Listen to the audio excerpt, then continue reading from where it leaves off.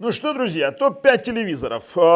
55-очки от 15 до 25 тысяч гривен. В принципе, это недорого. Это примерно до 500 50 долларов по факту, да, то есть это вот такие вот 55-ки, хорошие 55-ки на 2025 год на канале Технозон. Топчик вот такой вот, поехали.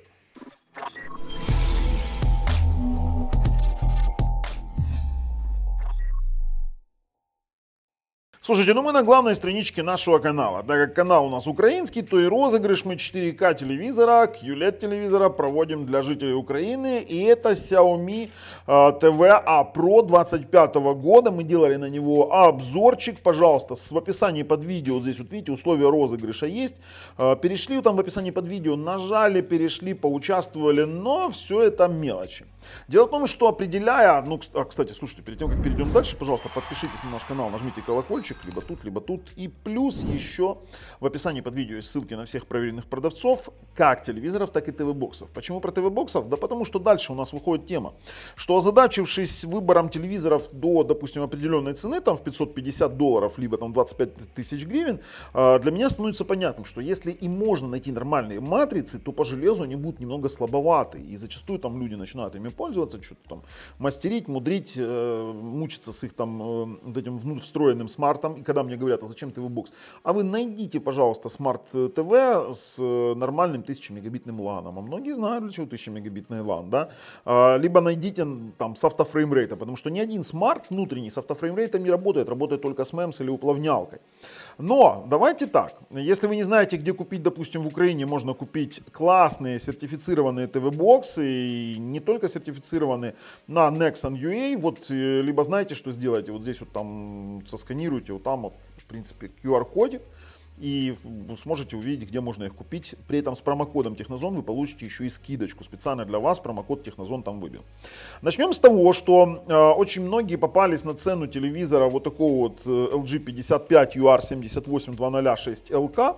В принципе, это 23-го еще года модель, но она до сих пор продается. И продается достаточно дешево. То есть за именитый бренд, бренд LG 21 тысяча гривен. И многие, да блин, это же LG, он плохим не может быть. Но я его вообще не рекомендую брать, потому что вся соль в том, что этот телевизор, ему можно простить все, 60 Гц, там, то, что он там в принципе может быть не такой мощный, у него там этот WebOS, но то, что у него, извините меня, 8 бит чистая матрица, то есть если бы он стоил там 15, как он раньше стоил, там, или 14 тысяч гривен, то ладно, еще 8 бит можно было бы взять, но здесь 16 миллионов цветов, и они заявляют про наличие HDR, ну извините меня, HDR при 8 битах, это 24 бита на канал, вообще фигня. Это не работает, поэтому не рекомендуем. Если есть деньги, а хотите что-то топовое, но чуть больше из денег, то, конечно же, могли бы взять, допустим, 55 C805 от TCL за 37 тысяч гривен, да, но это уже другая цена. Но там и 144 Гц, HDR 1300, и на Google TV с Dolby Vision IQ при этом. И это действительно круто. Это действительно круто. Но что же до 25 тысяч? Если брать из самых дешевых вариантов, то в принципе за 15 тысяч гривен можно взять TCL 55 V6B. Да, это LED-панель с Direct LED подсветочкой. Здесь HDR, обыкновенный HDR 10 без плюса. С микродимингом, кстати, с достаточно неплохой яркостью для такого бюджета. Потому что за такой бюджет ему можно простить вообще нафиг все. Здесь обыкновенная IPS-ка стоит. Но при том, что здесь есть даже Google TV, и вы, допустим, если вы не заморачиваетесь с просмотром откуда-то из каких-то источников левых фильмов, а используете только стриминговые сервисы, то он вполне может подойти даже без ТВ-бокса, за 15-ку-то. Не самая топовая яркость, не самое топовое железо, но матрица 55-ка работает, HDR-чик поддерживает, там можно пользоваться. При том, что у него есть IPQ, такие фишки искусственного интеллекта, которые сейчас уже там появляются, допустим, в ТВ-боксах, например, там, в GX, там, в Роктеках, которые там сцена за сценой, вернее, кадр за кадром, выстраивая сцену, подстраивает яркость, контрастность, цвет, и выглядит действительно уже неплохо при таком варианте. С Dolby Audio лицензией, конечно же, там, со всеми там, такими стриминговыми сервисами. Кстати, стриминговые сервисы тоже сканируйте QR-кодик, стриминговые сервисы, либо в описании под видео ссылочка для жителей Украины очень дешево, официально дешево, с большими скидками. Этот телевизор стоит, вот мы его находили там 15-16, и в принципе за его цену, я вам говорю, даже обсуждать не буду. А вот на четвертом месте у нас Xiaomi TVA Pro 55-20-25 за 19 тысяч гривен, 19 999, именно его мы разыгрываем. Характеристики особо не буду обсуждать, кроме того, что он QLED с поддержкой HDR. Во многих источниках пишут, что там есть Dolby Vision, но Dolby Vision там нет. Я лично делал обзор детальный, смотрим его в описании под видео, но телевизор стоит своих денег. Я вам скажу, стоит он из-за того, что это Google TV с таким вот классным шикарным пультом, неплохая матрица и яркость выше заявленной. То есть вообще ее было трудно найти, но мы нашли, у нас есть люксометр. У нас есть люксометр, и мы сделали вот неплохой вариант того, что мы замерили, и получили там 450 стабильную яркость, пиковую 470, и в принципе HDR при таких вариантах уже работает. То есть HDR это там 350-400 кандел, базовый минимум. 60-герцовый, с неплохим мэпсом, с неплохой уплавнялкой, с неплохим звуком. Я вам скажу, больше мне рассказывать нечего, кроме того, что заслуженное 4 место действительно можно смотреть.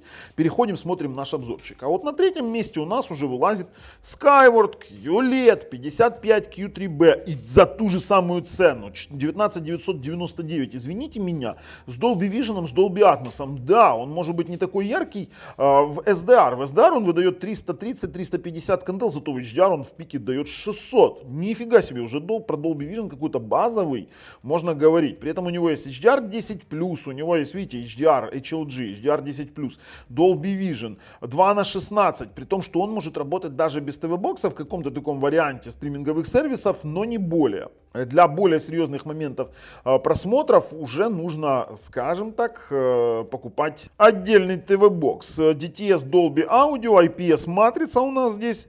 И, кстати, Skyward действительно достаточно известный, хороший бренд, и можно, в принципе, брать. Заслуженное 3 место, очень неплохо.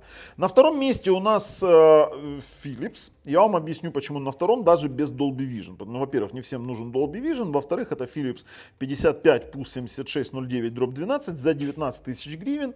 На Titan OS тут нужен будет TV-бокс, говорю сразу. Но тут конкретно он уже с HDMI VRR, с низкой задержкой, и он подходит для консолей. Если предыдущий, например, вот этот вот дешевый, я вообще для консоли не брал, потому что он задержка 8,5 миллисекунд.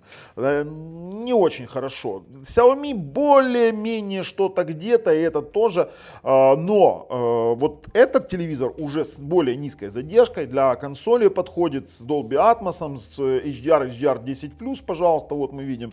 При этом, видите, HDMI VRR, они даже именно заявляются под игровые консоли.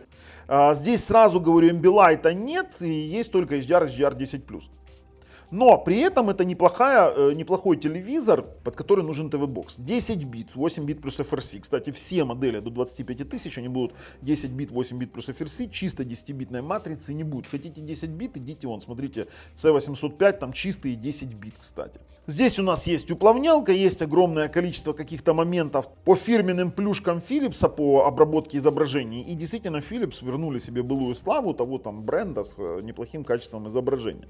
А вот если хотите что-то интересное, то уже на VI матрице на 1 месте у нас засел Hisense 55E7NQ. Кстати, вот, пожалуйста, у него VA матрица, тоже 10 бит, 8 бит плюс FRC. И вот он, фактически QLED, Direct LED подсветка, да, которая, грубо говоря, у нас позиционируется как QLED. С Dolby Vision Atmos у нас есть также уплавнялочки, есть у нас, кроме Dolby Vision, есть еще HLG и HDR10 и HDR10+. Кстати, полноценная, вот, кстати, смотрите, я вам сейчас покажу.